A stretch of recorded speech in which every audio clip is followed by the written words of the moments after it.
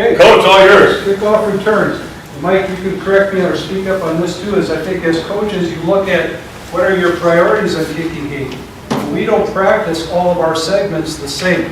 We're going to practice PAT, field goal, punt team a lot. We think those are the critical aspects. We're going to practice coverage, kickoff a lot, and be really good at that. Kickoff return, what do I get, 10 minutes a week? Probably 10 minutes a week, that's all we get. So I have one return. Well, we run to the left, we run to the right, so that's 2 returns. It's the same frickin' return. I mean, if you have 6 returns, are you kidding me? How do you get good at any of that? So I like the concept of this clinic is that you're not talking about scheme after you talk with anybody about our one scheme. But really, to me, it comes down to the fundamentals and the techniques. Remember a few years ago, when Paul, this first time he was at Wisconsin as coordinator, Paul Crisp, he and I were talking, I said, so what are some of the new wrinkles and concepts you're trying to do? And he goes, catch the ball better, throw the ball on time. The stuff that Denny's talking about, where's that elbow? You know, I think sometimes we overthink this. You know, even at the big time at Wisconsin, you really got to get down to fundamentals, executing technique. So, need a couple more guys. Same guys, or new guys, whatever. You can see use for this or anything, or and if you guys want to come closer, you might have to here. One thing we do is start on your knees, guys. Right knee to crotch, right knee to crotch. And both knees are down, both knees are down, okay? Is I really want to try to stress leverage on 2 planes, horizontally and then vertically as well. And I think, I'm biased of course because I'm the lead coach on this, but I think this is probably one of the hardest things to do in football is to block a guy in open space at full speed. So again, we're going to take them off their feet, save their legs, not running them full every time, just feel like that wears them down, getting bad habits and so forth. What we're trying to teach is leverage. So we have a left return, and Tommy's the offensive player, Ski's the defensive player. He's going to set this way, it's half a man.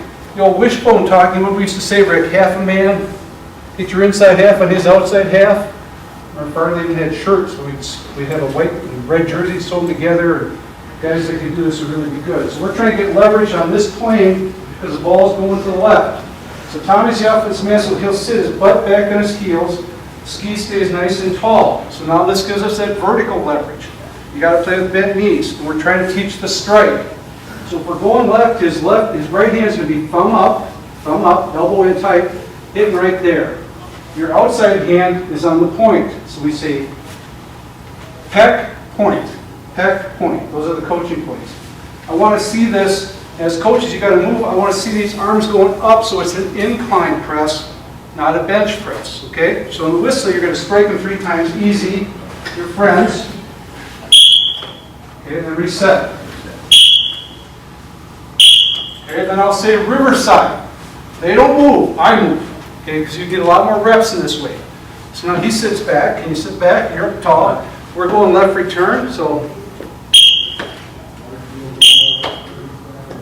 I'd like to see that thumb up more on his right hand.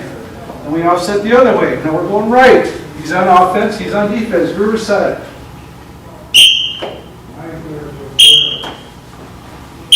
The other thing I want to coach is always looking at their eyes. Where are their eyes? Not looking at the defender's head, but looking at the target in the chest. Now we riverside, get a little closer. Get that thing at an incline now, Ski. Yep. Okay, then we'll get up. Stand up on your feet. Now we progress. So we're getting a ton of reps in a very short period of time. Now we're going to get back a little bit. He's on offense. I'm going to blow a whistle. He's going to drop this jog. Nice and easy. Get back to about here. It'll be 5 yards on the first whistle. He's going to buzz his feet. Okay? Offensive drill, offense wins. So you're coming straight down, straight on line. You're not trying to make him miss or anything. You get to that leverage point so your right leg is lined up with his crotch. Okay, so come on back. On the whistle, drop. Second whistle, you go. Straight drop? Or Yep, straight back. Okay. And on the third whistle, you stop. But you keep your feet going through. Okay? Back, buzz your feet. And then punch him. Punch him. I know, it's third And keep your feet going. Keep your feet going. Okay, then you coach it up. Let's go back again. Get in that fit position. Come on back here, Ski and Tommy. Get in that fit. Get your hands on. Okay. Now drop your knees. You stay tall. Yep. So we want this on incline, and I want my head and shoulders back. Okay. You say, come on, Nick, that's not realistic. Well, first of all, I think from an offensive line perspective, if I get my head involved, I'm going to get beat. I'm not going to sustain a block, and I'm going to get sued. I heard a guy from Glenbard West a couple years ago at the Wisconsin clinic. Are you shitting me? He's teaching guys, I'm going to put my bike, my helmet in that guy's jaw. What? You guys understand where our game is? Where the legalities of all this is? Don't teach the head. It's bad technique for a lot of reasons. Okay, that wouldn't go the other way. So you just stay where you are. You're on offense, you're on defense. First whistle, drop, down, punch. That's the head coach you're getting now. It's just too real, right? Then we come back, okay? I don't get many shots at that coach. I know. Jesus. All right. So then when we come back, so we do the same thing, we'd go offset the other way. That's 35 guys. Yep. Then we'd work into, you get the drop in, guy comes down, now the defender's trying to work a swim or pull down, so he's using the kickoff technique that Mike was teaching. We're trying to defend that, okay? But again, coach him up, this guy wins. You got to gain confidence in the skill or the technique. If you got to walk through it until they get confidence in that technique, walk through it. Then pick it up with speed gradually, okay? First couple times you do it, it's going to be kind of a clusterfuck like everything you do. Then you get better at it so you get confidence in the technique, right? Make sense? Okay. Questions? One of the things that we also did this year that I think helped us is we took each day, like Tuesday and Wednesday, in pre-practice. Mick Saul is working with the long snappers, and I kind of let we had another guy working with kickers, so I didn't have to really worry about them, and the punters I would get to later on, but I would take probably mainly defensive guys on one day, mainly offensive guys to run special teams the other day.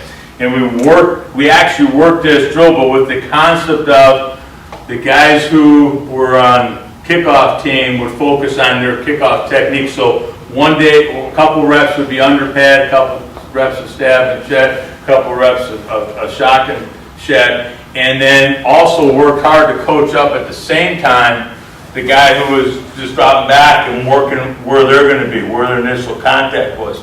It was more of a competitive thing, but it wasn't full speed, but it was pretty good. And we'd actually run this back in the corner, so I'd start one guy from the sideline, I'd start one guy about 3 yards off. The guy would flip around at the numbers, and we'd have a ball carrier back there, so we'd have basically 4 guys in every line. We just kept rotating guys through, so in about 5 minutes, we got extra reps, because Mick and I both know there's only going to be so much time for special teams within our practice plan. And so we want to keep working our techniques any chance we have, and that allowed us some extra practice time this year, which I really like. So if we have a 10-minute segment on kickoff return, I'll get 5 minutes, we'll do what we call individual, like we were just doing with these 2 guys. Then we got 5 minutes to try to get 6 to 8 reps in with the whole team. You got to really be humping now, and you can't take time to coach and then you coach off film, or as we say always in coach speak, coach on the run. But you got to just bang, bang, bang. You have it scripted. This team's in. Here's the card for that scout kickoff look for that opponent. This is what they're doing, so forth. Just get those reps in and then try to evaluate the best you can from film. So I always tell my guys, there aren't any mulligans. This isn't golf with Coach Mick. Play slap kick golf. You got to get your turn right. You might have 2 or 3 chances this week to do this rep.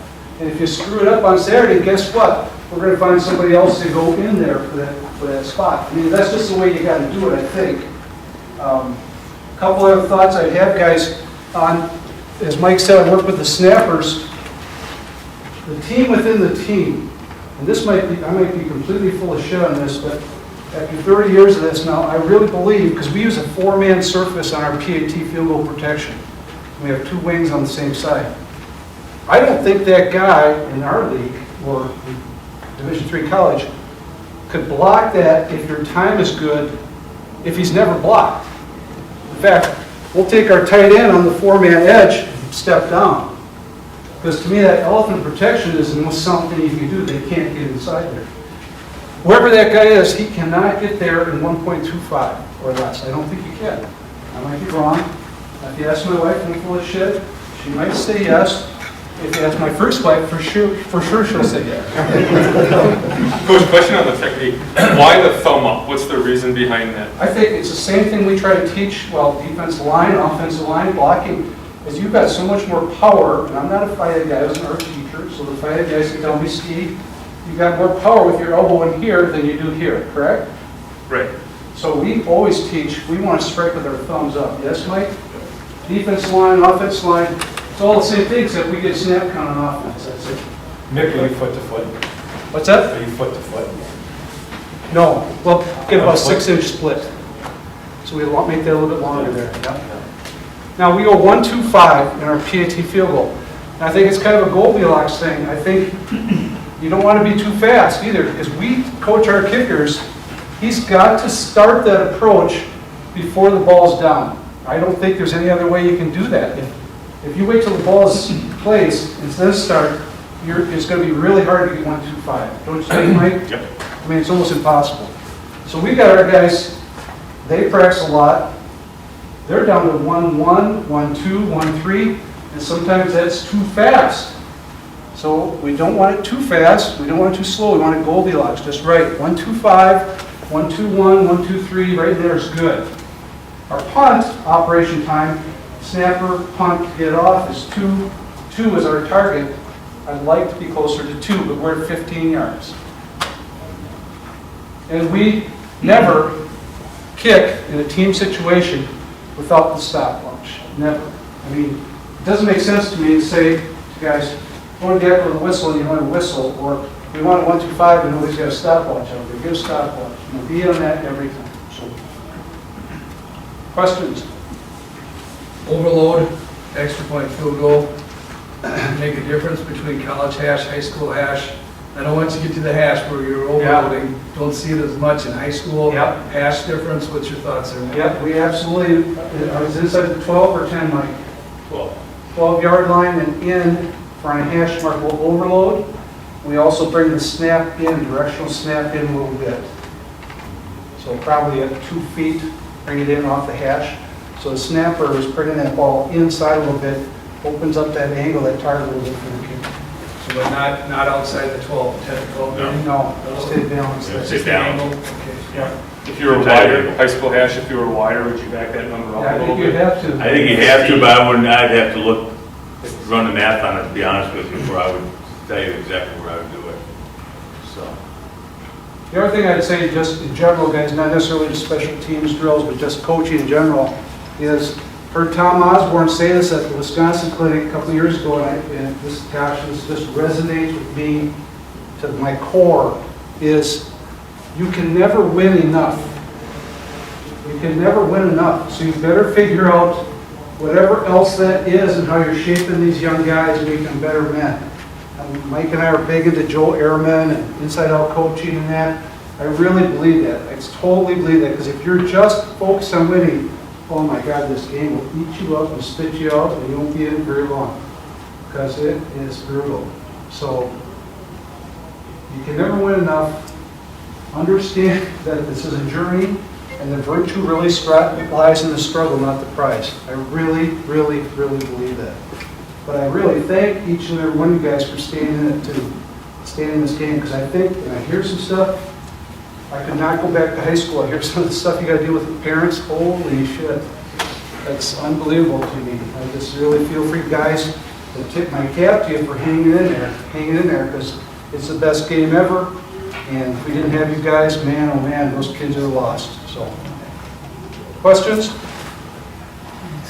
Anything else, Tommy, you want me to talk about? Great stuff. Thanks so much. Okay, thanks.